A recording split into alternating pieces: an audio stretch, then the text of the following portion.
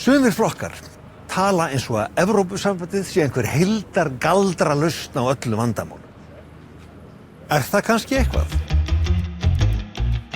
Hér á Spáni á ungt fólk eins og ég mjög erfitt með að komast inn á vinnumarkaðinn. Á Spáni er atvinnuleysi meðal ungs fólks 25%. Og talandi 25%, þá hefur bensínverð á Spáni hækkað 25% á síðastliðnum 5 árum en laun aðeins 12%. Á Íslandi hefur bensíni hækkað svipað en launin, þau hafa hins vegar hækkað 40%. Við á Íslandi, við fáum meira fyrir launin okkar en Evrópubúar minna.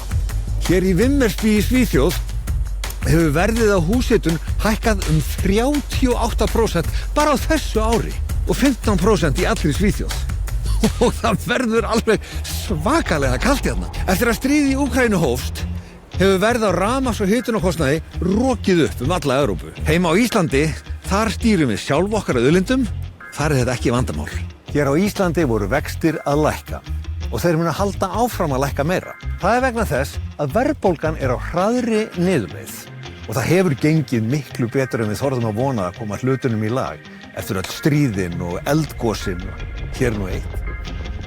Og allt hitt sem ég nenni ekki að tala um. Evrópski seðlabankinn er núna að vara við hættu á skuldakreppu út af stöðnun og skuldasöfnun á evrusvæðinu.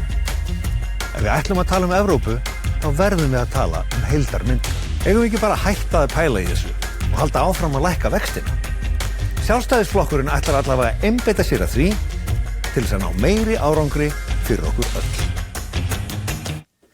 Svo getum við bara að fara til Evrópu í frí.